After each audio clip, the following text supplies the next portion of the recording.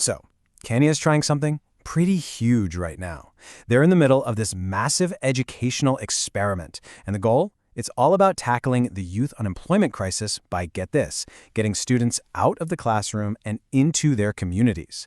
It's a really bold, ambitious plan, but the big question is, will it actually work? And that really gets to the heart of the issue, right? I mean, why doesn't a diploma in Kenya guarantee a job anymore? It's this question that's just haunting an entire generation. You know that traditional promise we all grew up with? Go to school, get your diploma, get a good job.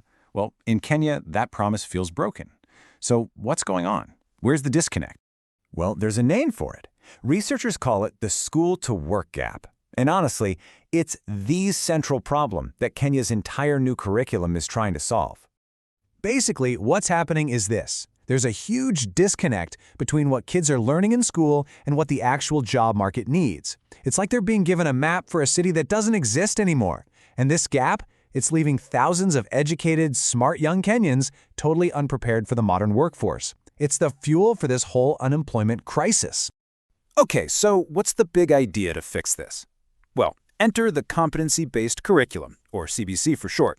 And we're going to focus on what might be its most innovative, game-changing part for senior school students. It's called Community Service Learning, or CSL. Now, you might be thinking, oh, so it's just volunteering. But it's way more than that. It's a whole teaching method, an experiential learning strategy that's designed to build a bridge over that school-to-work gap. The whole point is to mix real-world community service directly with what's being taught in class, to make education feel relevant, like right now. And believe me, the ambition here is huge. This isn't just about doing good deeds for the sake of it. The real goal is to build those tangible 21st century skills that everyone talks about. You know, critical thinking, problem solving, communication, stuff that helps with career development. These are the exact skills that were missing from the old system. And we're not talking about a small commitment here. Just look at this number, 135. That's the minimum number of hours of community service every single student has to complete over their 3 years in senior school. That really shows you just how central CSL is to this whole new vision for Kenyan education. It's not optional. Okay, so you might be wondering, how on earth does this ambitious idea actually fit into an already packed student schedule? It's a fair question. Let's take a look. So check this out. In a typical 40-lesson school week, CSL isn't some afterthought, like an after-school club you can skip. No way. It's a core subject with 3 dedicated lessons. That puts it right up there with English, Kiswahili, and math. That structure alone tells you everything you need to know about how important this is supposed to be. And you can see how it works in practice when you look at a single term-long project. It's a very structured process. You start in weeks 1 and 2 developing a project proposal. Then you're out there engaging with community leaders. Then you're recruiting volunteers. Then comes the actual implementation, maybe hosting a community story time or organizing sports events. And it doesn't end there. You have to reflect, evaluate, and then showcase your work. This is the definition of learning by doing. Okay, so this all sounds pretty amazing, right? A real game changer. But, and it's a big but, as promising as this is, CSL is basically walking right into a storm. It's facing the exact same really difficult challenges that have plagued the entire curriculum reform from day one. And it's so important to get this. These problems aren't new. They're not specific to CSL. The success of this one program is completely tied up in these big, systemic issues that have been there since the very start of the whole CBC rollout. The research basically boils it down to 3 major hurdles. First up, poor stakeholder sensitization. What does that mean? It means parents, and sometimes even teachers, don't fully get what's expected of them. Second, and this is a big one, inadequate resources. Schools and families just don't have the materials, the time, or the money for all these hands-on projects. And that leads directly to the third hurdle, negative attitudes, which you can imagine often grow out of all that confusion and financial stress. And listen to what this one parent had to say. It just gets right to the core of that resource problem. They said, the new curriculum CBC is very good, but the cost is so much higher, and it's difficult for them to manage on a low income. The vision of a hands-on curriculum sounds great, right?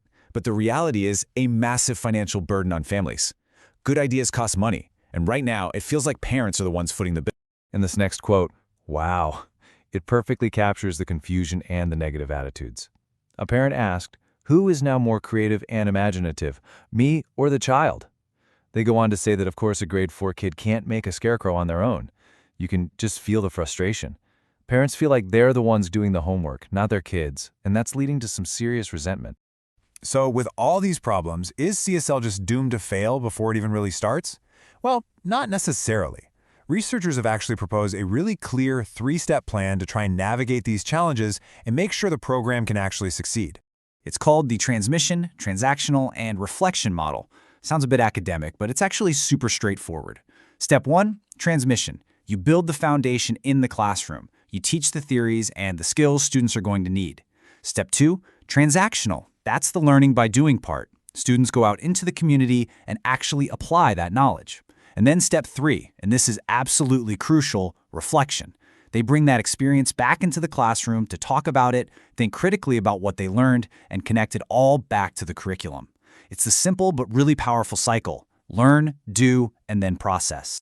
And all of this really brings us to the central tension, the big tug-of-war, the very heart of this entire educational reform. On one side, you have this incredible promise, right? The idea of creating a whole new generation of skilled, ethical, and engaged citizens who are actually ready for the modern workforce. But on the other side, you have the peril. The very real danger that this brilliant, well-intentioned idea just collapses under its own weight because of a lack of resources, not enough training, and just not enough support. So, at the end of the day, CSL can't succeed in a vacuum. Its fate is completely tied to fixing those bigger foundational problems that have been challenging the curriculum from the start. Real success isn't going to come from just launching another new program. It's going to come from properly supporting the one that's already there. And that leaves us with one final big question. Can a visionary curriculum succeed without visionary investment? I mean, on paper, Kenya has a truly visionary plan. But a vision needs more than just a good idea, right?